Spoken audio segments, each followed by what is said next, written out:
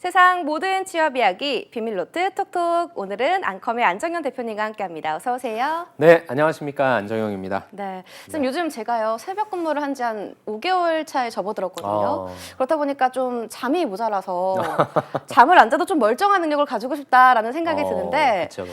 좀 요즘에 좀 밸런스 게임이 유행이니까 네네. 제가 한번 들어볼게요. 예, 좋습니다. 잠을 안 자도 멀쩡한 능력과 아무리 먹어도 정상 체중이 유지되는 능력, 어떤 걸 선택하시겠어요? 잠을 안 자도 괜찮은 것과 네. 먹어도 살이 안 찐다. 네, 먹어도 살이 안 좀 찝니다. 당연히 저는 후자. 아, 그래요? 네, 왜요? 왜냐면은 네. 자면 참 좋은 거잖아요. 수면에 어떤 기쁨도 있는데 안 자고 정상이다라는 네. 것보다는 일단 또 먹을 수 있는데 네. 우리가 먹는데 가장 걱정되는 게 아무래도 뭐 체중 그쵸. 조절이라든지 먹는 즐거움이 이럴 또 수 있으니까 크니까요. 저는 네. 먹는 즐거움도 느끼고 체중도 조절된다라고 하는 저라면 후자를 네. 선택할 것 같습니다. 왜냐하면 저는 네. 어떤 일이 있으면 좀 일단 무엇인가 해보자라고 하는 네. 그리고 거기에서 최대의 좀 만족을 얻자라고 하는 그런 주의라 네. 저는 안 해보고 뭔가를 좀 얻는 것 대신에 좀 해보고 네. 적극적으로 해보고 최대한 좀 좋은 것들은 많이 뽑아 먹자 그 주의라 저는 그렇게 좀 말씀드리고 싶습니다. 연지 이렇게 씨는 또 어떠세요? 저는 그래도 지금 요즘 잠이 부족하다 보니까 네. 좀 제발 잠을 안 자도 멀쩡하고 싶다. 요즘 이 그런 생각이 얘기를 듭니다. 이렇게 바꿔도 되겠다. 네. 잠을 1시간만이라도 네. 1시간을 잤는데 10시간 잔 것과 같은 효과. 그것도 행복하지 않아요? 그죠. 그러니까 네. 그건 어느 정도 했잖아요. 네. 근데 잠을 안 잤다라고 얘기를 해서 제가 굉장히 쓸데없는 거예요. 지금 쉽지 않아 있는 것 하긴 같습니다. 진짜 잠은 자긴 자야 될 것 같습니다. 네. 아무튼. 이렇게 밸런스 게임으로 쌤을 차차 알아봐 볼 네네네. 텐데요. 또 네. 우리는 탐험을 떠나는 사이잖아요. 그렇죠. 탐험을 떠나고 있습니다. 네. 네. 오늘은 또 직무대 탐험 어떤 곳으로 떠나나요? 오늘은 우리 연지 씨가 네. 6개월 동안 네. 잠을 못 잤다 하시니까 네. 제가 오늘 해외로 보내드리도록 하겠습니다. 오늘은 한번 해외 영업 한번 가보도록 하겠습니다. 해외를 탐험해보면 참 좋을 것 같습니다. 제작비 여건상 이 안방에서 해외 직무 탐험을 해볼게요. CG 좀 넣어주십시오. 네, 영업하면 사실 대외적인 일이 많고 이 원활한 그렇죠. 인간관계를 또 요구하고 네네. 소통 능력을 또 특히나 요구하는 직업이잖아요. 여기 또 해외 영업하면 외국과의 또 그런 긴밀하게 또 해외 영업을 해야 될 상황이 많으면 또 어학 능력도 되게 중요하게 생각할 것 그렇죠. 같은데 이 시차 때문에 잠을 못 자고 저 같은 상황이 벌어지지 않을까 하는 생각도 듭니다. 네. 좀 어떤가요? 무슨 말씀이세요? 제가 이제 잠을 못 오늘 잤거든요. 못 주무셔서 무슨 말인지 하나도 모르겠지만 아무튼 네. 해외 영업이 뭐 하는 거냐? 네, 뭐 하는 이렇게 좀 거고 또 질문해 새벽에 주시면 저처럼 잠을 못 자는 직업인지. 네, 제가 잠깐 대답을 할 때 좀 네. 주무십시오. 자, 일단은 해외 영업이라고 하는 거는 영업이죠, 영업. 근데 영업 활동을 하는 거니까 네. 뭐 제품이나 서비스를 판매하는 거다라고 보시면 되는데 굳이 앞에 해외자가 붙었다라고 하는 걸 이걸 판매하는 대상이 어디에 있다?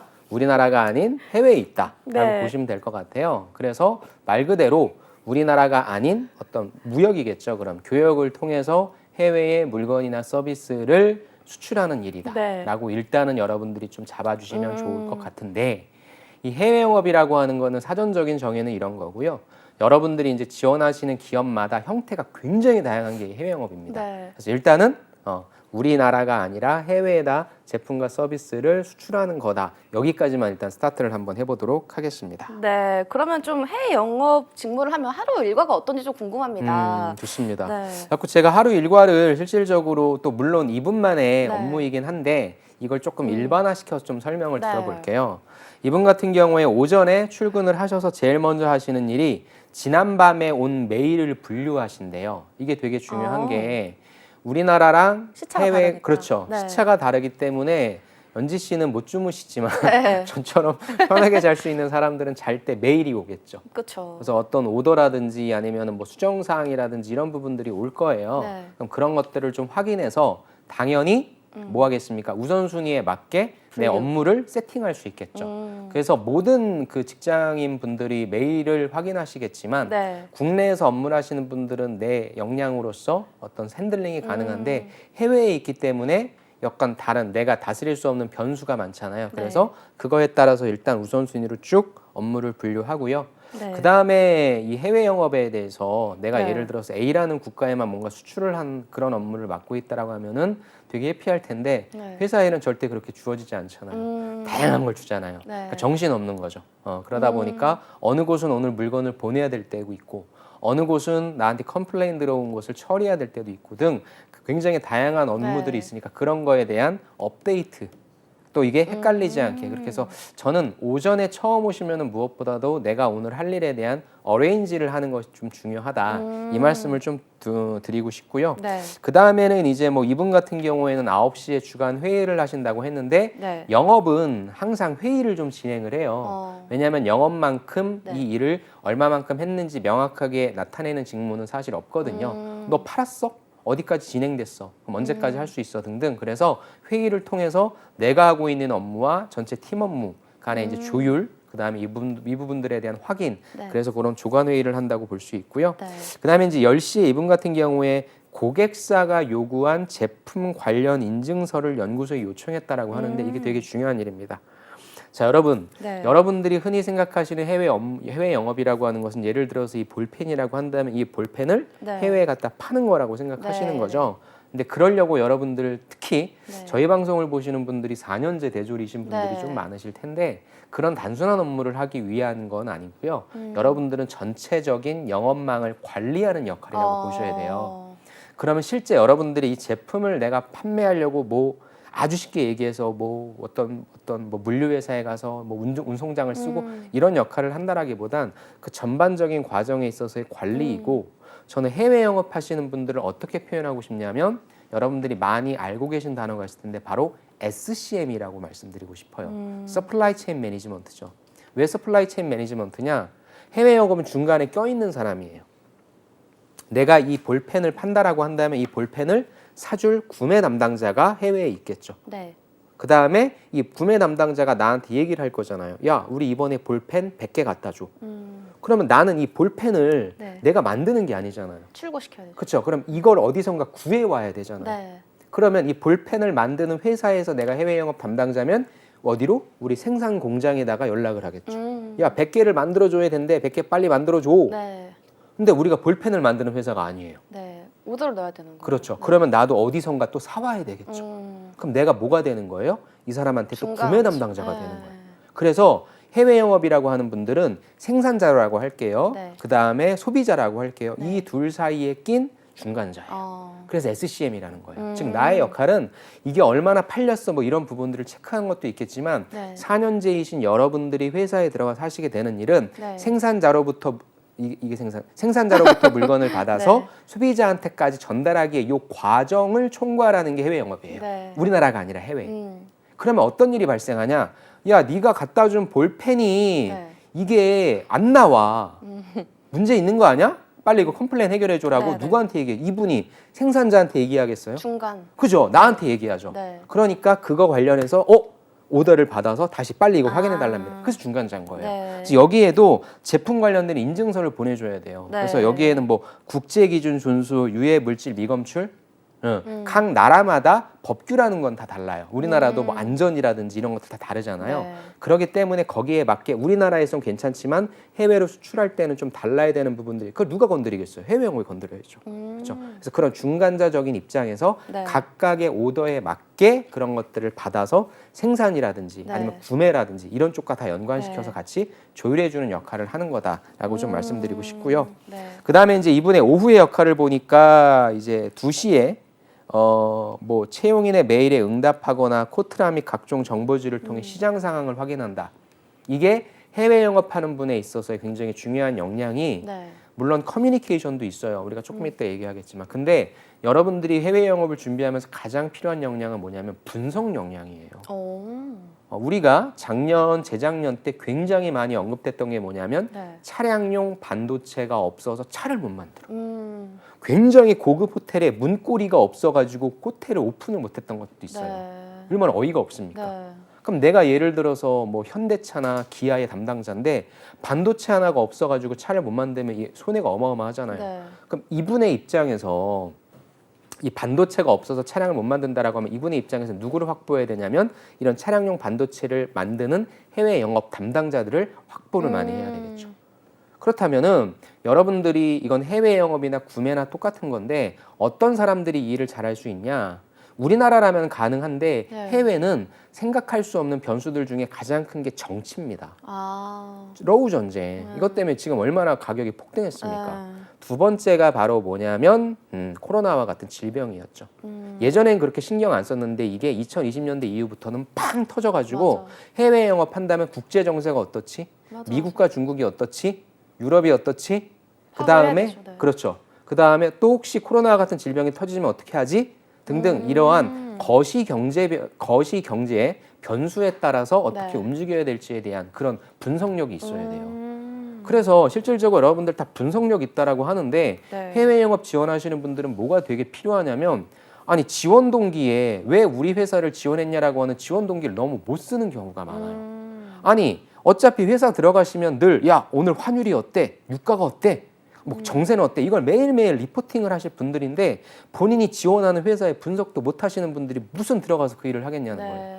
입으로만 분석력을 외치시는 게 아니라 여러분들이 실제 지원하신 기업에 있어서 네. 내가 봤을 때 니네 회사가 처한 환경이 이래. 니네 회사가 해야 될 일은 이거야. 아주 쉽게 얘기해서 지금 반도체 환경이 좋지는 않잖아요. 네. 뭐 삼성 메모리 반도체 감산한다라고 하는데 그럼 메모리 반도체 시장을 둘러싼 환경이 별로 안 좋아. 그럼 삼성전자 지금 니네 이렇게 해야 돼. 네. 그럼 그런 움직임에서 우리는 이런 기회를 맛볼 수 있을 거야. 네. 그럼 그 기회를 잡기 위해서 우리는 이렇게 준비해야 돼. 이게 분석력이란 거예요. 저는 분석력이 있어서 어떤 일을 할 때 잘했습니다. 그건 과거 일인데 미안한데 그건 별로 연관이 없어요. 해외 영업 하시는 분들은 진짜 그 분석력을 느끼게 해줘야 되고 보여줘야 되고 그게 문서로서 어디에 자소서에 표현돼야 돼요. 그래서 실제 이런 능력을 길러야 돼요. 네. 왜냐하면 해외 영업이라고 하는 타이틀이 너무 멋져 보이니까 들어가서 일하려고 하는데 실제 네. 역량이 되게 딸려서 야 이건 내가 함부로 할 수 있는 일이 아닌 것 같다라는 분들도 계시니까. 그래서 여기서 일과를 통해서 말씀드리고 싶은 게 두 가지예요. 네. 첫 번째, 해외 영업은 어떤 일을 한다? SCM의 역할을 한다. 네, 중간자 역할. 공급망 관리, 그렇죠. 네. 공급망 관리를 역할을 한다라고 보시면 되고 네. 두 번째는 분석 능력 다 얘기하는데 어디서 보여줘야 된다? 자소서. 차소서에서 네. 기업 분석 좀 잘 해보시라. 어차피 이제 실적 시즌이잖아요. 네. 기업 분석의 발음을 잘해야 되는데 시발점. 네. 기업 분석의 시발점은 뭐다? 바로 실적 분석이다. 어. 여기서부터 스타트를 하는 거니까 삼성전자부터 해서 여러분들이 가고 싶어하는 네. 실적들 뭐가 도대체 좋은지 안 좋은지를 분석하는 것부터 시작해서 여러분들의 역량을 좀 보여줬으면 좋겠다. 그거까지 좀 한번 말씀드리고 싶습니다. 네, 이 분석력도 사실 중요할 것 같습니다. 쌤 말씀 들어보니까. 그렇죠. 그런데 가장 중요한 건 아무래도 언어지 않을까 싶어요. 그렇죠. 근데 외국어 실력이 꼭 원어민 수준이어야 하는지 좀 궁금하고요. 네. 또 매일 소통을 많이 하다 보니까 또 글쓰기 능력도 중요할 것 같은데 그렇죠. 어느 정도 능력이 돼야 되는 건지 궁금합니다. 그러니까 이것도 이제 질문하시는 분들이 네. 굉장히 많은데 네. 제가 연지 씨한테 이런 질문 한번 드려보겠습니다. 네. 연지 씨 오늘 방송을 저랑 하실 때 네. 아니면 이 비밀로도 톡톡을 하실 때 야 내가 한국말을 어느 정도를 해야 이 방송을 할 수 있는 거지라는 생각을 해보신 적이 있어요? 그거보다 좀 잠을 많이 자야겠다. 오늘 생각을 했습니다. 그렇죠.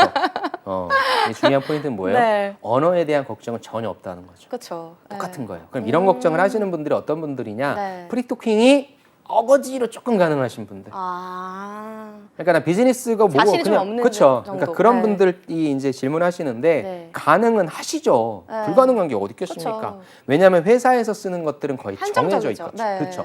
그러니까 어느 정도 입만 떼면 이것도 뭐 제 경험이긴 한데 제가 오피가 IH예요. 네. 예전에 제가 회사 들어가서 어떤 일을 담당했었냐면 제가 있던 회사에서 이제 세계적인 골프 대회가 열려서 그 인천국제공항에서 그분들을 김포공항으로 보내는 역할을 제가 했는데 와 처음에 입이 안 떼지더라고요. 네. 뭐 헬로도 안 나오더라고요. 근데 이거를 제가 3시간 동안 했었는데 네. 1시간 동안 하고 나니까 와 완전 입이 제가 터졌었어요? 원어민 돼 있는 거예요.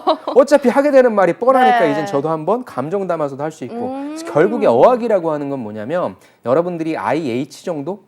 IH 정도만 된다라고 하면 충분히 할 수 있어요. 그래서 보통 기준이 IH거든요. 그래서 네. 그 정도만 되시면은 자격 요건이 되는데 네. 어떤 기업에서는 조금 더 심화된 이런 게 좀 필요하다고 하면은 영어 점수만 믿는 게 아니라 또 네. 인터뷰도 진행을 할 거예요. 그러니까 당연히 원어민 수준이면 최고죠. 네. 근데 그렇지 않더라도 영어를 아예 못하는 게 아니라 좀 만들어낼 수 있다.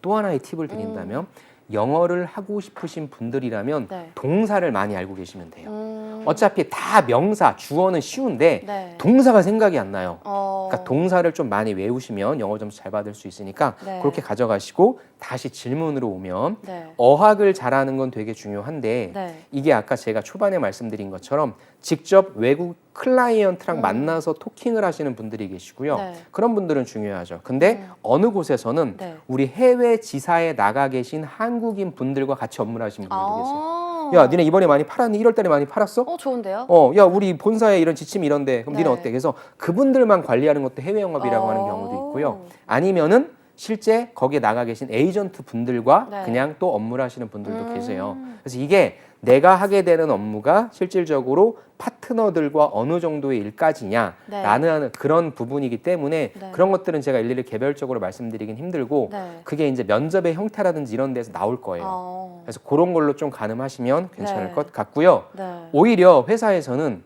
토킹보다도 문서 작성을 더 많이 그러니까요. 하기 때문에 글쓰기 능력도 중요한 거예요. 그렇죠. 네.